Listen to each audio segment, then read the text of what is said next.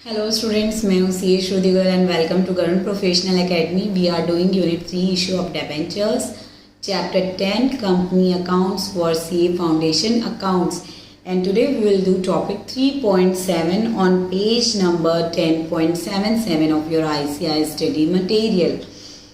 Topic is issue of debentures as collateral security. ये क्या होता है और क्यों होता है ये हम समझते हैं। जब भी कंपनी लोन लेती है, लोन अदर देन डिबेंचर्स, जैसे बैंक से कोई लोन लिया, किसी थर्ड पार्टी से कोई लोन लिया तो उसके लिए कंपनी कुछ ना कुछ सिक्योरिटी देती है। सिक्योरिटी में क्या होते हैं? जनरली असेट्स, कि ये हमारी लैंड है, बिल्डिंग है, स्टॉक्स हैं, डिबेंचर्स हैं। अगर हम कभी भी लोन रीपेमेंट नहीं कर पाते हैं तो you can take this assets to repay the loan. मतलब ये एक सिक्योरिटी है, ये एक सेफ्टी है कि कल के दिन कंपनी लोन का अमाउंट रीपेमेंट नहीं भी कर पाती है तो जो लेंडर है वो रियलाइज कर सकता है अपना लोन, अपना अमाउंट वापस दे सकता है through sale of this assets due to given security. तो कंपनी अगर ये असेट्स की सिक्योरिटी देने की बजाय किसकी सिक्योरिटी देती है? डिबेंचर्स की, कि कल के दिन अगर हम लोन रीपे नहीं कर पाए तो we are issuing that debentures, और आप उन डिबेंचर के डिबेंचर होल्डर बन जाएंगे if we are not able to pay डेब्ट ऑन ड्यू डेट। तो ये फुल फ्लेज डिबेंचर्स नहीं होते, फुल फ्लेज नहीं होते, ये इशू नहीं होते। इशू करने का वादा होता है एक तरीके से कि अगर हमने लोन रीपेमेंट नहीं किया तो हम आपको अपना डिबेंचर होल्डर बना लेंगे, हम कंपनी के डिबेंचर्स आपको देंगे। इन दैट केस ये फुल फ्लेज इशू नहीं होते। This debentures are called debentures as collateral security. It is a kind of supporting security. जब कंपनी को लोन नहीं मिल रहा होता है, कोई प्रॉब्लम होती है, तो कंपनी ये प्रॉमिस करती है कि even if we do not pay the loan you will be converted as our debenture holder at this rate of interest and so on with all terms and conditions of loans. तो उस condition में जो loan, जो debenture issue करने का वादा होता है to repay the loan, that debentures are called debentures as collateral security. Let's read the theory. Collateral security means secondary or supporting security for a loan. मतलब असेट पे तो सिक्योरिटी है जो है, उसके अलावा एक सपोर्टिंग सिक्योरिटी है कि अगर हम पे नहीं कर पाए तो you will become our debenture holder which can be realised by the lender. मतलब जिन्होंने लोन दिया है, in the event of original loan not being repaid on due date. Under this arrangement, the borrower agrees a particular asset or group of asset will be realized and the proceeds therefrom will be applied to repay the loan in the event that due cannot be paid. ये security है कि ये asset है, हम आपको इस asset को बेच के लोन रीपेमेंट करेंगे अगर नॉर्मल कंडीशन में रीपे नहीं कर पाए तो। लेकिन कंपनी समटाइम्स क्या करती है, अपने खुद के डिबेंचर इशू करती है एज अ कोलेटरल सिक्योरिटी, मतलब supporting security for a loan और overdraft. When loan is repaid on due date तो कोई बात ही नहीं है, डिबेंचर को वापस से हम वापस कर देंगे, अब और इशू करने की जरूरत नहीं है, या नॉर्मल कंडीशन में इशू कर सकते हैं। लेकिन नहीं रीपे कर पाए तो now lender will become debenture holder of the company. And जब तक वो डिबेंचर होल्ड कर रहा है कोलेटरल सिक्योरिटी के रूप में, तब तक लोन का जो इंटरेस्ट का रेट है उसी इंटरेस्ट के रेट से पेमेंट होगा। लेकिन एक बार डिबेंचर होल्डर बन जाते हैं तो डिबेंचर के रेट से पेमेंट होगा। अब इसकी अकाउंटिंग एंट्रीज करने के 2 मेथड्स हैं। जब debenture issued as collateral security है तो there are 2 method of doing journal entries या अकाउंटिंग। जैसा कि हमें पता है कि ये फुल फ्लेज नहीं होते, this are not full fledge issue of debenture, इसलिए मेथड 1 के अकॉर्डिंग कोई भी जर्नल एंट्री करने की ज़रूरत नहीं है because this is not full fledge issue of debenture. Just आप नोट्स में मेंशन कर दीजिए कि इस लोन के लिए हमने 12% 13% डिबेंचर कोलेटरल सिक्योरिटी के रूप में इशू किए हुए हैं, बात वहीं पे खत्म हो गई, कोई भी जर्नल एंट्री करने की ज़रूरत नहीं है।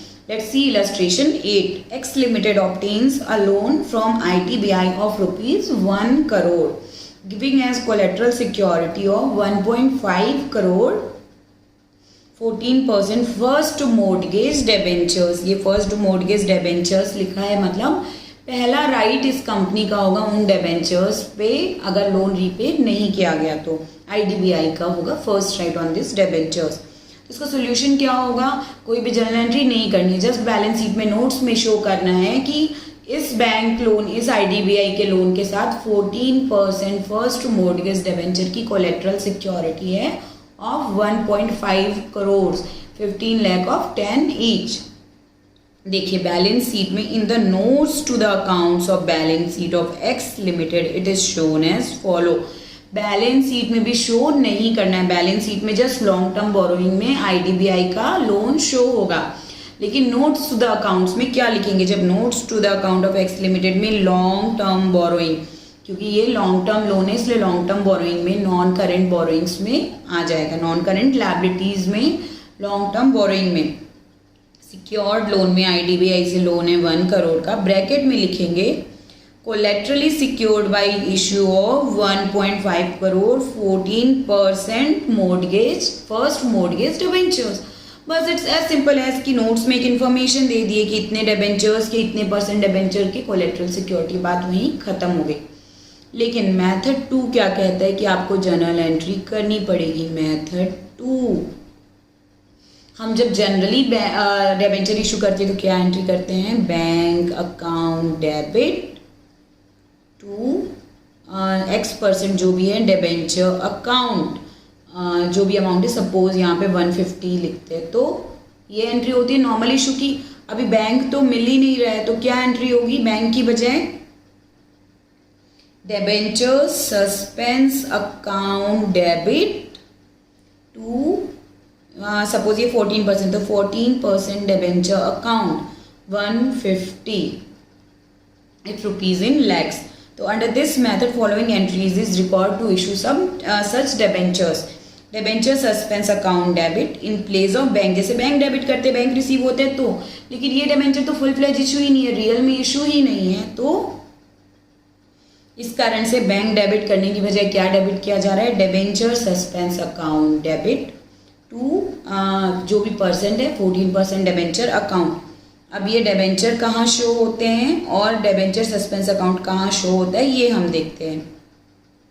Debenture suspense account will appear on the asset side of balance sheet under non current asset. तो डिबेंचर सस्पेंस अकाउंट कहाँ दिखेगा, नॉन करेंट असेट में under asset side. Asset side क्यों, क्योंकि ये डेबिट हुआ है, डेबिट बैलेंस वाला आइटम असेट साइड का होता है और असेट साइड में ये दिखेगा नॉन करेंट असेट में, अदर असेट्स में। एंड जो डिबेंचर है वो लायबिलिटी साइड में, नॉन करेंट लायबिलिटीज में, लॉन्ग टर्म बोरोइंग में लायबिलिटी साइड में डिबेंचर जहां हमेशा शो होता है वहां पे ही शो होगा। तो अब इलस्ट्रेशन 8 को लेकर ही जनरल एंट्रीज अगर करनी है तो debenture suspense account debit 150 lakh से to 14% first mortgage debenture account. हमने देख चुकी केवल एक एंट्री होती है, suspense account debit to debenture account with the amount of issue of debenture. Now balance sheet में क्या ट्रीटमेंट होता है ये हम देखते हैं। Balance sheet of X limited, हमें फॉर्मेट पता है क्या होता है, यहाँ लायबिलिटी साइड का टोटल एंड असेट साइड का total, equity and liabilities, and इधर हो जाएगा असेट्स। इक्विटी एंड लायबिलिटी में नॉन करेंट लायबिलिटीज में दोनों आएगा, नॉन करेंट लायबिलिटीज में long term borrowings, and asset side में नॉन करेंट असेट्स में other assets, and current assets में आ जाएगा कैश एंड इक्विवेलेंट्स। हो गया current asset, non current asset and non current liabilities. अब इसमें अमाउंट कितना कितना आएगा that we will see in notes. Note number 1 long term borrowing के लिए, note number 2 long term assets के लिए, नॉन करेंट असेट में अदर असेट के लिए, नोट नंबर 3 हो गया कैश एंड कैश इक्विवेलेंट्स के लिए। तो नोट्स टू द अकाउंट्स में सबसे पहला है long term borrowings, long term borrowings.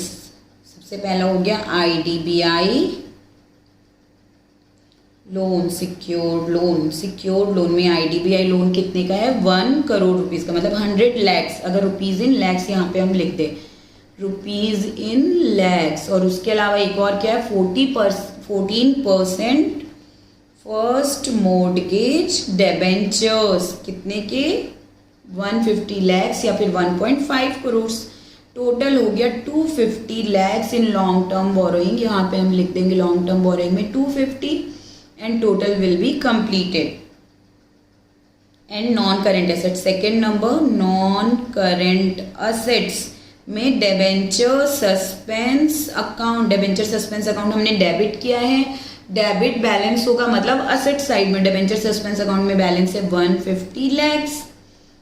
ये आ जाएगा नॉन करेंट असेट्स में अदर असेट्स।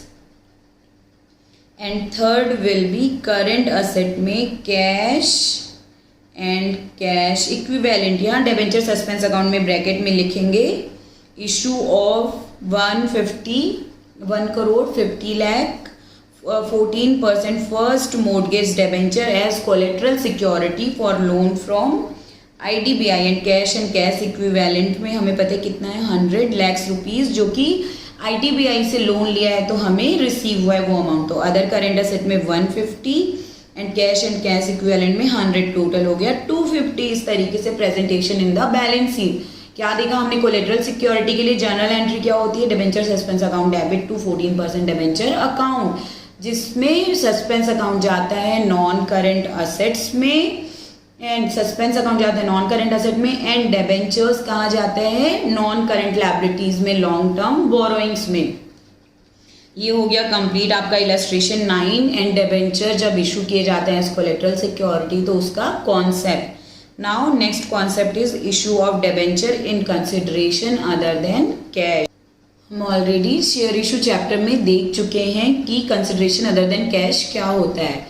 जब शेयर इशू करने की बजाय डिबेंचर को इशू कर रहे हैं और कैश मिलने की जगह पे हमें क्या रिसीव हो रहा है? कोई असेट, कोई प्रॉपर्टी, तो that is called consideration other than cash. मतलब शेयर इशू तो किया है, डिबेंचर इशू तो किया है, लेकिन कैश मिलने की बजाय क्या मिल रहा है? Land, building and other assets rather than cash. तो वो हो गया for consideration other than cash. उसका कैलकुलेशन एंड जनरल एंट्रीज कैसे करनी है एक बार फिर से देखते हैं। Just like shares, debenture can also be issued for consideration other than cash, such as for the purchase of land, machinery, etc. Journal entry क्या होगी? वही sundry assets account debit, asset आएगी तो debit, liabilities आएगा तो liabilities account credit to liabilities account and to vendor account। और जब ये विद द रेस्पेक्टिव अमाउंट, और जो भी वेंडर का बैलेंस बचता है उसको क्या देंगे? वेंडर को डेबिट करेंगे, debit the receiver. Vendor will receive to debenture account, vendor will receive the debentures, तो debit the receiver and debenture तो हमारे क्रेडिट होंगे। ये बस जर्नल एंट्री है। नाउ अभी कितने डिबेंचर इशू करने हैं उसके कैलकुलेशन हम कैसे करेंगे? Number of debentures to be issued is equal to number of debentures to be issued is equal to जो भी कंसिडरेशन रहेगा, जो भी प्राइस रहेगा, जो भी वेंडर अकाउंट का बैलेंस रहेगा, वेंडर अकाउंट में जितना भी बैलेंस है वो पूरा उसे देना है, divide by issue price, divide by issue price. अब इशू प्राइस 3 तरीके का हो सकता है हमें पता है, पार पे या फिर डिस्काउंट पे, मतलब नॉमिनल वैल्यू मतलब माइनस डिस्काउंट अमाउंट, या फिर प्रीमियम पे तो nominal value plus premium amount. मतलब हमेशा हमको डिवाइड बाय इशू प्राइस करना है। That can be par, that can be minus discount and that can be plus premium. Further, it should be noted that debenture can be issued at par, premium and at discount. In the each case, कितने number of debenture होंगे उसके according entry होगी। Discount है तो discount से related entry, premium है तो premium से रिलेटेड एंट्री, एंड पार है तो पार पे इशू की एंट्री। हम इलस्ट्रेशन 10 देखते हैं तो और अच्छे से समझ में आ जाएगा कि अकाउंटिंग ट्रीटमेंट क्या होगा अगर कंसिडरेशन अदर देन कैश है तो। Illustration 10, X company limited issued 10,000 debentures of 14% debentures of nominal value of rupees 50 lakhs divide by 10,000 करेंगे तो हमें नॉमिनल वैल्यू पता चल जाएगी. 500 rupees is the nominal value of debenture. Nominal value is given 500 rupees. And number of debentures कैसे है? Number of debentures are 10,000 debentures. तो total कितना हुआ? टोटल इशू हुआ 10,000 into 500 that is 50 lakh. अब ए पे बोल रहे हैं sundry persons for cash. Cash पे इशू किया 90% of nominal value. 90% of the nominal value मतलब डिस्काउंट पे. 50 लाख का डिवीजन कैसे देखिए. 25 लाख के डिबेंचर इशू किए एट द रेट ऑफ 90%, मतलब डिस्काउंट कितना हो गया 10%. 500 का 10% दैट इज 50 रुपीज डिस्काउंट पे. बी नंबर पे क्या बोल रहे हैं? To a vendor for purchase of fixed asset worth 10 lakh. इसमें 12,50,000 की नॉमिनल वैल्यू के 12,50,000 के नॉमिनल वैल्यू के डिबेंचर इशू किए. किसके लिए? For asset of 10 lakh. तो ये आपको क्या लगता है प्रीमियम पे इशू हुआ है या डिस्काउंट पे? एक बार देख के लगेगा कि 10 लाख की वैल्यू के लिए 1250 मतलब प्रीमियम है, जबकि ये प्रीमियम नहीं है, डिस्काउंट है. डिस्काउंट कैसे है यहाँ पे देखते हैं कैसे डिस्काउंट है. असेट्स की वैल्यू कितनी है? असेट्स की वैल्यू है 10 लाख, मतलब अगर कैश मिलती तो कितनी मिलती? 10 लाख. जबकि नॉमिनल वैल्यू कितनी है? 12,50,000, मतलब हम 12,50,000 के डिबेंचर इशू कर रहे हैं. कितना रिसीव करने के लिए? 10 लाख, मतलब डिस्काउंट कितने का हो गया? 2,50,000 का हो गया डिस्काउंट. हमारा इशू प्राइस है जो हमें मिलने वाला है. इशू प्राइस मिलने वाला है 10 लाख, मतलब 2,50,000 का लॉस दैट इज डिस्काउंट. और उसके बाद कितने बचे? 12,50,000 और बचे. उसको क्या कर रहे हैं? The banker as collateral security for a loan of 10 lakh 12,50,000 के नॉमिनल वैल्यू के एज कोलेट्रल सिक्योरिटी. तो कोलेट्रल सिक्योरिटी क्या एंट्री होती है? उसमें डिस्काउंट या प्रीमियम से कोई मतलब नहीं है, डायरेक्टली केवल एक एंट्री होती है. यहाँ पे डिस्काउंट भी नहीं है और प्रीमियम भी नहीं, केवल एक एंट्री होती है debenture suspense account debit to 14% या फिर हाँ ये 14% है तो 14% debenture account credit. Now we will do journal entries accordingly. A number पे क्या हो रहा है? कैश में इशू किया जा रहा है तो bank account debit to debenture application account. Debenture application में कितना जाएगा?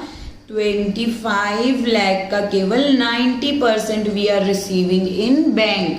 तो 25 lakh into 90%, 22,50,000 rupees we are receiving as bank only. क्यों? क्योंकि 10% तो डिस्काउंट है. ए की एंट्री नंबर 1. एंट्री नंबर 2 क्या हो जाएगी?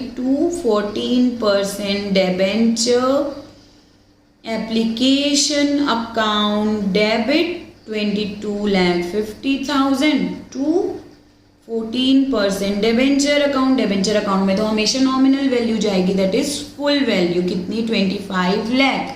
तो जो 10% डिस्काउंट है वो डेबिट हो जाएगा. यहाँ पे 2 नहीं आएगा, डेबिट में 2 नहीं. तो discount on issue of debenture account कितना? 25 लाख का 10%, क्योंकि 10% है डिस्काउंट का अमाउंट 2,50,000. इस तरीके से एंट्री हो गई. ये तो आपको पहले से ही पता था, इसमें कुछ भी नया नहीं था. नाउ बी नंबर पे for consideration other than cash. For consideration other than cash की क्या एंट्री होगी? असेट्स खरीदिए 10 लाख की तो क्या एंट्री होगी? असेट आई है डेबिट व्हाट कम्स इन. तो असेट आई है, असेट अकाउंट डेबिट किससे मिली है? वेंडर से. Credit the giver to vendor account. कितने की असेट मिली है वेंडर से? 10 लाख रुपीज की असेट मिली. इस तरीके से असेट को हमने रिकॉर्ड कर दिया asset account debit to vendor account. Now हमें वेंडर को देना है डिबेंचर तो debit the receiver, vendor account debit, क्योंकि अभी वेंडर क्या रिसीव करेगा, डेबेंचर्स। वेंडर डेबेंचर रिसीव करेगा, उसको तो 10 लाख ही मिलना है क्योंकि 10 लाख से क्रेडिट किया तो इसलिए 10 लाख से डेबिट करेंगे। 14% डेबेंचर अकाउंट, डेबेंचर अकाउंट कितने के इशू हो रहे हैं, नॉमिनल वैल्यू 12,50,000, यहाँ पे लिखा हुआ है 12,50,000 नॉमिनल वैल्यू के डेबेंचर इशू कर रहे हैं। तो डेबिट साइड में 2,50,000 कम है, that is our amount of discount on issue of debenture account debit. क्यों ये किया, क्योंकि वेंडर को तो 10 लाख की असेट के लिए नॉमिनल वैल्यू के कितने नॉमिनल वैल्यू के डिबेंचर दे रहे हैं, 12,50,000 के। तो 12,50,000 के डिबेंचर्स दे रहे हैं कितने की असेट के लिए, -10 लाख। तो जो एक्स्ट्रा है 2,50,000 दैट इज आवर डिस्काउंट, और डिस्काउंट हमेशा होता है डेबिट। नॉर्मली क्या होता है, vendor account debit to 14% debenture, लेकिन क्योंकि वहां पे डिस्काउंट भी है that discount will be debited by 2,50,000। And C number पे क्या बता रहे हैं, कोलेटरल सिक्योरिटी के रूप में 12,50,000 के डिबेंचर इशू किए हैं। तो डिबेंचर सस्पेंस अकाउंट डेबिट, यहाँ पे डिस्काउंट प्रीमियम कुछ भी नहीं देखना है, just one entry for 12,50,000 to 14% debenture account 12,50,000। और ये डिबेंचर सस्पेंस अकाउंट कहाँ चले जाएगा, नॉन करेंट असेट्स में। And debenture account long term borrowing under the current liabilities. Simple, हमने अभी जस्ट देखा। ये आपका इलस्ट्रेशन 10 हो गया कंप्लीट, इसमें कोई भी डाउट आपको अब नहीं होना चाहिए, बहुत इजी था, आप आई होप अच्छे से समझ गए हैं। नाउ नेक्स्ट कॉन्सेप्ट की जो हमने अभी तक देखा, loss on issue of debenture. Loss किस किस तरीके का होता है, loss on issue of debenture हमने देखा 2 तरीके से loss on issue of debenture होता है। पहला तो if issued at discount plus if redeem at premium, तो ये दोनों मिला के होता है loss on issue of debenture. अब ये जो कुछ भी लॉस हो गया उसका क्या ट्रीटमेंट करना है, एक बार तो हमने लिख दिया, बैलेंस शीट में चले गया, बैलेंस कैरिड डाउन दिख रहा है बैलेंस शीट में, असेट साइड में नॉन करेंट असेट, लेकिन ये तो लॉस है, ना ही असेट है ना ही लायबिलिटी है।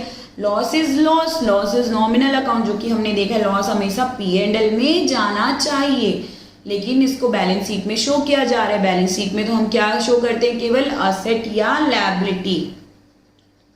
बैलेंस शीट में क्या होता है, या तो असेट होगा या होगी लायबिलिटीज। क्या कभी भी लॉस और प्रॉफिट देखा है बैलेंस शीट में, जी हाँ देखा है, रिजर्व एंड सरप्लस में, लेकिन वो कहाँ से आता है, P&L अकाउंट से। जनरली जो लॉस है वो जाता है P&L अकाउंट में, और लॉस माइनस करने के बाद जो भी प्रॉफिट बचता है वो आता है बैलेंस शीट में।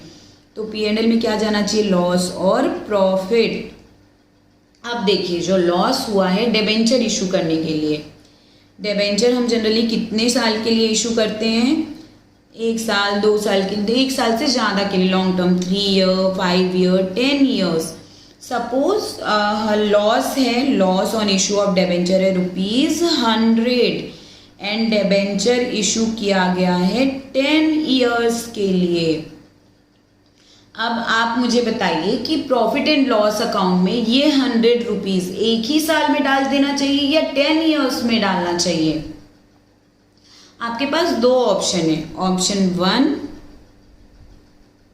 And option 2। ऑप्शन 1 में भी आपके पास 10 ईयर्स हैं एंड ऑप्शन 2 में भी आपके पास हैं 10 ईयर्स। किस तरीके से, अभी यहाँ पे देखते हैं। ऑप्शन 1 में है ईयर 1 2 3 4 5 6 7 8 9 एंड 10 एंड ऑप्शन 2 में भी है 1 2 3 4 5 6 7 8 9 10। अब ये जो डिबेंचर इशू करने पे ₹100 का लॉस हुआ है, जो डिबेंचर हमने कितने ईयर्स के लिए इशू किया है, 10 ईयर्स के लिए, उसके इशू के वक्त जो ₹100 का लॉस हुआ है उसका ट्रीटमेंट हम कैसे करें। ऑप्शन 1 एंड ऑप्शन 2 2 ऑप्शन दे रही हूँ मैं आपको, दोनों में खुद ही एनालिसिस कीजिए, सोचिए और मुझे बताइए कि किस तरीके से ट्रीटमेंट किया जाना ज़्यादा बेहतर है। ऑप्शन 1 के अकॉर्डिंग जो लॉस हुआ है 100 रुपीज़ का, वो पूरा 100 रुपीज़ रिकॉग्नाइज कर दीजिए फर्स्ट ईयर में।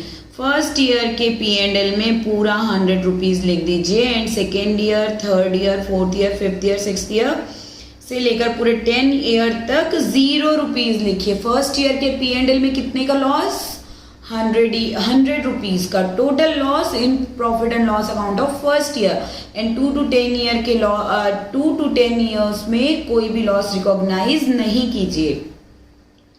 या फिर दूसरा ऑप्शन क्या बनता है, क्योंकि डिबेंचर्स 10 ईयर्स के लिए इशू किए गए हैं तो 100 रुपीज़ का loss over the 10 years distribute कर दीजिए। हर साल 10 रुपीज़ 10 ईयर्स तक एवरी ईयर 10 रुपीज़ P&L में लिखिए। यही चीज़ हम लोग किस में करते हैं? डेप्रिशिएशन में। क्या करते हैं? जो भी असेट परचेज किया, क्योंकि उसका benefit over the long term, over the economic life मिलने वाला है, जैसे कि डेप्रिशिएशन में आपने देखा है। तो असेट की जो भी एक्सपेंस हुए उसको over the economic life distribute करके डेप्रिशिएशन के रूप में P&L में माइनस करते हैं। उसी तरीके से यहाँ पे जो लॉस हुआ है वो over the life of the debenture distribute कीजिए। अब आप खुद ही बताइए कि ऑप्शन 1 बेटर है या ऑप्शन 2। बिल्कुल कोई भी नॉर्मल इंसान नॉर्मल एनालिसिस से यही बताएगा कि ऑप्शन 2 इज बेटर। ऑप्शन 1 में क्या हो रहा है, फर्स्ट ईयर तो एकदम दुखी हो जाएगा कि पूरा लॉस मेरे ही मत्थे मर गया, पूरा लॉस मैं ही बियर करूंगा, और बाकी ईयर्स फिर विल बी हैप्पी कि हमें तो 0 लॉस है, प्रॉफिट हमारा ज़्यादा होगा, हमारी ज़्यादा तारीफें होंगी। जबकि वो इक्वली डिस्ट्रीब्यूट होना था, हर एक साल में डिस्ट्रीब्यूट होना चाहिए था। लेकिन अगर हम ऑप्शन 1 समझ लेते हैं कि सही है तो केवल 1 ईयर पे बर्डन होगा एंड रिमेनिंग ईयर्स फ्री होंगे। ऐसा नहीं होना चाहिए, क्योंकि डिबेंचर 10 ईयर के लिए इशू किए गए हैं।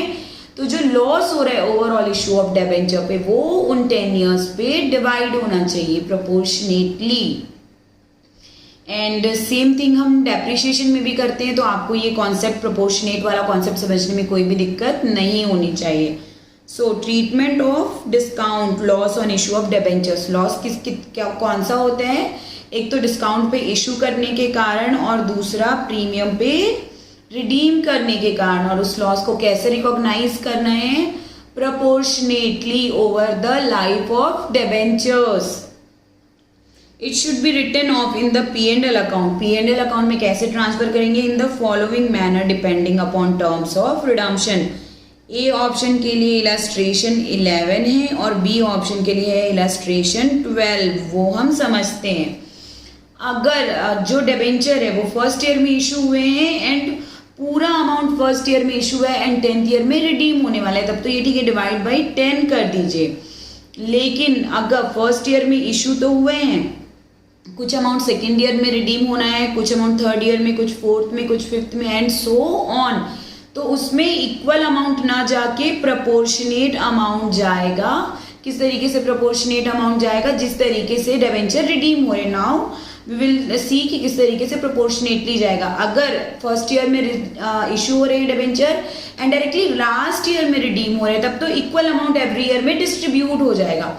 बट फर्स्ट ईयर में इशू हो रहे हैं एंड देन सब्सिक्वेंट ईयर्स में थोड़ा थोड़ा अमाउंट रिडीम होते जा रहा है, तो प्रोपोर्शनेट जो है वेटेज जो है डिबेंचर का हर ईयर में, उसके अकॉर्डिंग ही ट्रीटमेंट होगा, उसके अकॉर्डिंग ही ट्रांसफर होगा लॉस P&L अकाउंट में। A number point and B number point ये बता रहे हैं। We will see that in illustration 11 and 12। Accounting treatment किस तरीके से होगा? अभी तो लॉस ऑन डिबेंचर दिख रहा है, उसको P&L में ट्रांसफर करेंगे। तो जब लॉस P&L में ट्रांसफर करेंगे तो क्या करेंगे? P&L अकाउंट डेबिट, जैसे डेप्रिशिएशन में करते। डेप्रिशिएशन में क्या करते हैं? P&L account debit to depreciation. यहाँ डेप्रिशिएशन की बजाय आएगा to loss on issue of debenture, loss on issue of debenture account, क्योंकि वो लॉस है P&L के डेबिट साइड में जाएगा। अब जब हम यहाँ पे P&L बनाएंगे तो डेबिट वाला साइड, जो एक्सपेंस वाला साइड होता है, वहाँ पे दिखेगा loss on issue of debenture. तो P&L के डेबिट में क्या मतलब? P&L account debit to loss on issue of debentures. being amount of discount on issue of debenture is written off. Loss on issue of debenture is also a capital loss and should be written off in the similar manner as discount on issue of debenture. वो loss किसको कहते हैं? जब redemption of premium होता है, और discount जब issued on discount होता है. बोथ आर सेम, दोनों को हम loss on issue of debenture की तरह ही ट्रीट करते हैं. और जो बैलेंस बचता है, मान के चलिए ये 100 था लॉस, उसमें से 10 फर्स्ट ईयर में हमने P&L में भेज दिया, तो बैलेंस कितना बचा? 90. ये 90 कहाँ दिखेगा? Shown as non current asset depending upon period for which it is to be return off. बचा हुआ कहाँ दिखेगा? नॉन करेंट असेट्स में, अदर असेट्स में. अभी देखते हैं illustration 12. HDC limited issued 1,12% debenture of 100 each at 94. मतलब यहाँ पे लॉस है कितना? 1,00,100 माइनस 94, दैट इज 6 रुपीज का लॉस है इंटू 6 लाख रुपीज का लॉस है on issue. Loss on issue of debenture या discount on issue of debenture. Under the terms of issue, the debenture are redeemed at the end of 5 years from the date of issue. मतलब कितने year के लिए किया गया है? 5 years के लिए. तो डिवाइड बाई 5 years कर देते हैं. 1,20,000 का लॉस ईच ईयर हमें राइट ऑफ करना पड़ेगा. ईच ईयर 1,20,000 का loss we will have to write off. Calculate the amount of discount to be written off in each of the 5 years. कैसे? क्योंकि हर साल बैलेंस कितना बच रहा है? 1 lakh, and last 5th year में वो हमेशा रिडीम होगा. 1 से लेकर 5 ईयर तक बैलेंस इज सेम. तो ये फॉर्मेट है. टोटल अमाउंट ऑफ डिस्काउंट हमें पता है 6 लाख है, and format to calculate the discount to be written off is year end 1st, 2nd, 3rd, 4th and 5th. And debenture outstanding 10 lakh, 10 lakh, 10 lakh. तो कितना राइट ऑफ करना है? हमेशा इसका प्रपोर्शन बना लीजिए. 10 लाख यानी 50 लाख. 50 लाख का इंटू, अगर हम प्रपोर्शन देखें तो 10/50 या 1/5, 1/5, 1/5 एवरी ईयर प्रपोर्शन बन रहा है, तो उसी प्रपोर्शन में इक्वली राइट ऑफ करेंगे. और इस तरीके से आपका सॉल्व हो गया इलस्ट्रेशन 12 की. ईच ईयर 1,20,000 राइट ऑफ करेंगे. ये कैलकुलेशन सिंपल है. या तो ये टेबल बना लीजिए जैसे इलस्ट्रेशन में, या directly divide by number of years कर लीजिए. क्या? अमाउंट ऑफ डिस्काउंट या amount of loss divide by number of years for which debenture is issued. तो ईच एंड एवरी ईयर आपको कितना अमाउंट राइट ऑफ करना है वो पता चल जाएगा. लेकिन कैलकुलेशन कहाँ पे बहुत अच्छे से हमें करना है? इलस्ट्रेशन 12 वाले केस में, जब redemption eight the end of the period ना हो के हर साल थोड़ा थोड़ा अमाउंट रिडीम होते जाता है, तो उसके अनुसार हमें कैलकुलेशन करना होगा. इलस्ट्रेशन 12 में number of years, then amount outstanding, then उसका proportion, and then write off कितना करना है ये हमें कैलकुलेट करना पड़ेगा. Number of years, amount outstanding, proportion, and then to be written off. HDC limited issued 2,12% debenture of 10 each and 9.4 rupees में वो इशू किया है. तो कितना हो जाएगा डिस्काउंट का amount? 2 lakh into 10 minus 9.4, that is into 0.6, that is 1,20,000 है डिस्काउंट का अमाउंट. अब आगे क्या कहते हैं? Under the terms of issue 1/5 of debenture are annually redeemable by drawing. मतलब 2 लाख इंटू 10 के जो टोटल डिबेंचर्स हैं 20 लाख का, इनका 1/5 का क्या मतलब हो गया? 4 लाख हर साल रिडीम करना है by redeemable by drawing. First जो रिडम्पशन होगा वो होगा 31 दिसंबर 2010 को, यानी at the end of current year, first year के एंड में. और इस तरीके से रिडीम करते जाएंगे. तो यहाँ पे नंबर ऑफ ईयर कितने? 5, 1, 2, 3, 4, 5.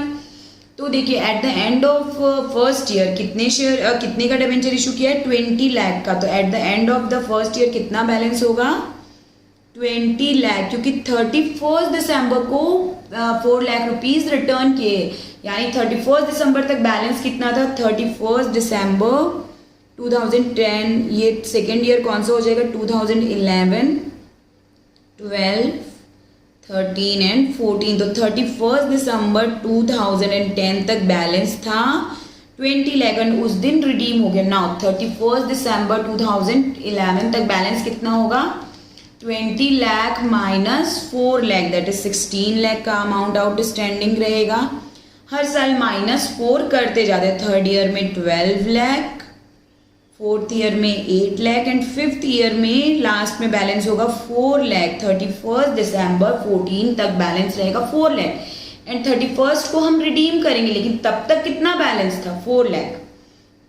इसका अगर हम टोटल करें तो 20 + 16 + 12 + 8 + 4, 60 का ये हो गया टोटल 60 लाख। अगर प्रोपोर्शन देखें 20/60 दैट इज 1/3।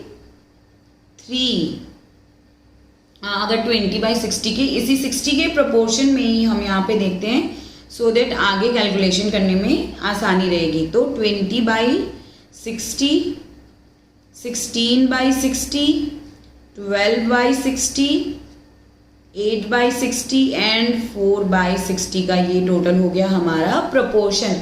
अब टोटल डिस्काउंट है 1,20,000 को हम इसी प्रोपोर्शन में डिवाइड करते हैं, 1,20,000 into 20/60, that is first year का राइट ऑफ हो जाएगा 40,000, सेकेंड ईयर का 1,20,000 इंटू 16/60, 32,000,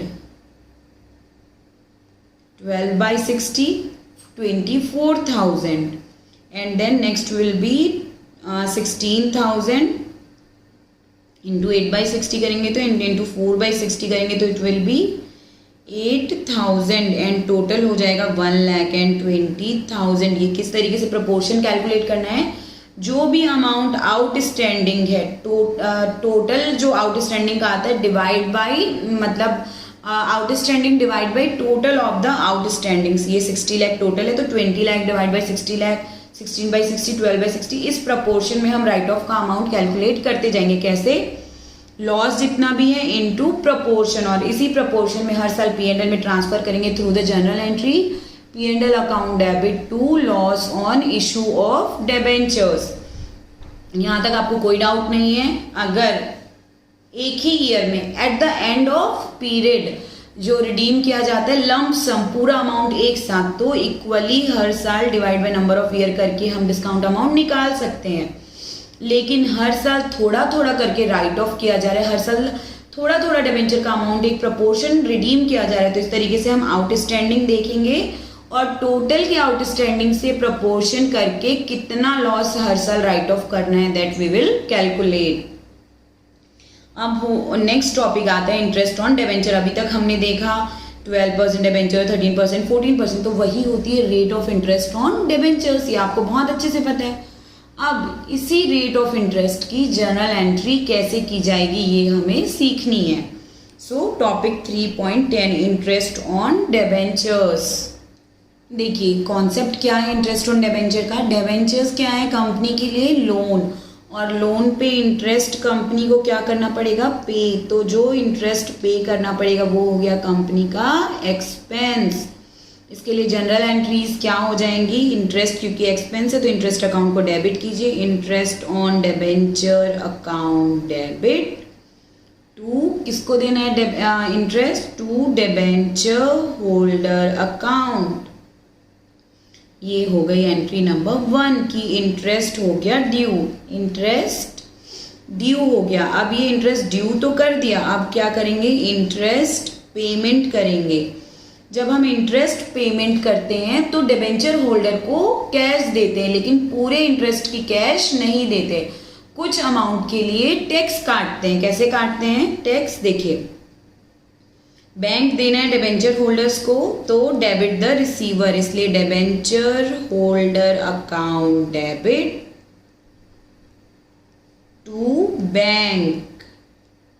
लेकिन यहाँ पे केवल डिबेंचर होल्डर को डेबिट नहीं करते, डिबेंचर होल्डर को तो पूरा डेबिट कर देते हैं जिससे क्रेडिट किया गया, डिबेंचर होल्डर फुल अमाउंट से क्रेडिट हो जाएगा, लेकिन उनको बैंक थोड़ा सा कम देते हैं। बचा हुआ अमाउंट कहाँ जाते हैं? To TDS, TDS payable account, TDS payable account में जाता है। टीडीएस क्या है?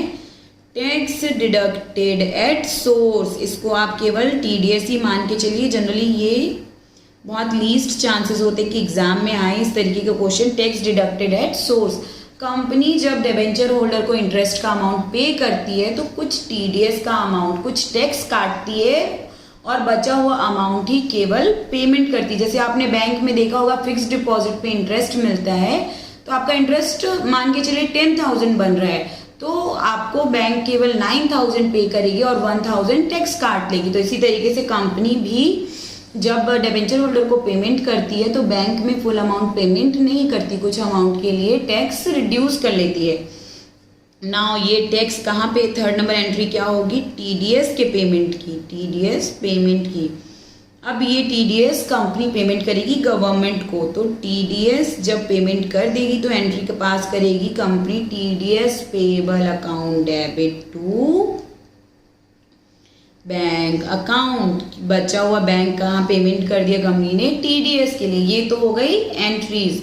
नाउ ये इंटरेस्ट क्योंकि हमारा एक्सपेंसेस है, एक्सपेंस कहाँ ट्रांसफर होते हैं? At the last P and L account में, इसलिए P and L account debit to interest on debenture account being transfer of interest amount nominal account in P and L account. ये बहुत simple है। अब ये तो जनरल एंट्री हो गई, एक बार फिर से देखते हैं। सबसे पहले हम इंटरेस्ट ड्यू करते हैं। ड्यू किसको करते हैं? डिबेंचर होल्डर को। डिबेंचर होल्डर को इंटरेस्ट देना है तो interest account debit to debenture holder. Now जब सेकेंड नंबर पे डिबेंचर होल्डर को पेमेंट करना है तो debenture holder account debit to bank, लेकिन बैंक से पूरा अमाउंट नहीं देते, कुछ अमाउंट पे टैक्स काटते हैं, तो जो टैक्स काटते हैं उससे क्रेडिट होता है टू टीडीएस पेबल। और फिर जब टीडीएस गवर्नमेंट को पे करते हैं तो TDS payable account debit to bank account. At last at the end of the financial year interest on debenture account को कहाँ ट्रांसफर करते हैं? पी एंड एल में, तो उसके लिए करते हैं P and L account debit to interest on debenture account. Related illustration है last illustration of company's account and last illustration of unit 3 issue of debentures, but not least। क्यों? क्योंकि ये कॉन्सेप्ट भी इंपॉर्टेंट है। हो सकता है इसमें टीडीएस के लिए आपको एंट्री करने ना आए पर इंटरेस्ट ऑन डिबेंचर से रिलेटेड क्वेश्चन पूछा जा सकता है। तो सबसे पहले पढ़ते हैं illustration 13। illustration 13, a company issued 12% debenture of the face value of 10 lakh at a discount of 10%। मतलब बैंक में रिसीव होगा 9 लाख रुपीज। बैंक केवल कितने के लिए रिसीव होगा? 9 लाख रुपीज के, एंड डिस्काउंट में कितना अमाउंट चल जाएगा? Accordingly 1 lakh rupees. Now debenture interest after deducting tax at source at rate of 10% was payable on 30th of June and 31st of December। मतलब 2 बार इंटरेस्ट पे किया जा रहा है, लेकिन ये जो 12% डिबेंचर की रेट है वो 1 साल के लिए है। अब देखिए इंटरेस्ट का कैलकुलेशन कैसे होगा। नॉमिनल वैल्यू कितनी है डिबेंचर की? 10 लाख रुपीज। अब यहाँ पे बताया जा रहा है कि इंटरेस्ट पे कर रहे हैं 2 बार, एक बार 30 जून को और एक बार 31st ऑफ दिसंबर को। रेट ऑफ इंटरेस्ट क्या होगी? At the rate of 12% per annum, लेकिन 30 जून को पे करें मतलब 6 मंथ के लिए, एंड देन फिर से 31 दिसंबर को बचे हुए 6 मंथ के लिए। 12 मंथ टोटल हो गए, लेकिन उसको 2 पार्ट में डिवाइड कर दिया गया, एक बार 30 जून को और एक बार 31 दिसंबर को। कैसे? 10 लाख इंटू 12%। अब 30 जून को दे रहे हैं तो 6 मंथ ही हुए, इसलिए 6 मंथ का ही केवल इंटरेस्ट देंगे इंटू 6/12। तो rate of interest amount of interest will be 60,000। And then 31 दिसंबर को कब से कब तक का देंगे? 1 जुलाई से 31 दिसंबर तक का, और वैसे ही 30 जून को 1 जनवरी से 30 जून तक का, मतलब 6 महीने का इंटरेस्ट पे किया जा रहा है। 1 जुलाई से 31 दिसंबर कितना हुआ? जुलाई, अगस्त, सितंबर, अक्टूबर, नवंबर एंड दिसंबर, 6 मंथ। तो 10 lakh into 12% into 6/12 again that is 60,000। Total amount of interest कितना हो गया? 1,20,000 दैट इज 10 लाख का 12%। लेकिन उसको 2 पार्ट्स में डिवाइड किया। अब क्या बोल रहे हैं? टीडीएस इस पे काटना है 10%। तो टीडीएस कितना काट दिया? इस पे 6,000 रुपीज का टीडीएस काट दिया एंड अगेन इस पे भी 6,000 का काट दिया टीडीएस। तो बचा हुआ कितना बचा? केवल 60,000 minus 6,000 is equal to 54,000। 60,000 minus 6,000, 54,000 देंगे बैंक में और बचा हुआ 6,000 क्या कर दिया हमने? टीडीएस काट दिया। तो ये टोटल हो गया 60,000। आउट ऑफ दिस 60,000 6,000 का टैक्स काटे और बचा हुआ 54,000 we have paid to the debenture holders. अब देखिए आगे क्या कहते हैं? All the debenture were to be redeemed after expiry of 5 year period at a premium of 5%। मतलब रिडीम कर रहे हैं किस पे? रिडीम कर रहे हैं प्रीमियम पे। अगेन लॉस, पहला लॉस हमारा कब हो गया था? जब डिस्काउंट पे इशू किए। कितने का लॉस? 1 लाख का। नाउ रिडीम कर रहे हैं प्रीमियम पे, तो सेकेंड लॉस हो जाएगा at the rate of 5%। 10 lakh into 5% that is 50,000 का और लॉस। यहाँ पे देखते हैं total loss on issue of debenture. Total कितना लॉस हुआ? पहला तो हो गया डिस्काउंट ऑन इशू से, हमें पता है कितना डिस्काउंट है इशू पे? 1 लाख का। एंड सेकेंड हुआ premium on redemption. Premium on redemption कितना है? 50,000। तो total loss on issue of share is 1,50,000। यहाँ पे क्या बोल रहे? Debenture were redeemed after expiry of 5 year. After expiry of 5 year मतलब पीरियड ऑफ डिबेंचर कितना है? Period of debenture 5 years. 5 years and at the end of 5 year entire debenture redeem होंगे। मतलब बीच में प्रोपोर्शन वाला कोई भी टेंशन नहीं है, पूरे डिबेंचर एक ही साथ रिडीम होंगे। इसलिए राइट ऑफ वाला अमाउंट निकालेंगे। राइट ऑफ ईच ईयर कितना अमाउंट राइट ऑफ होगा?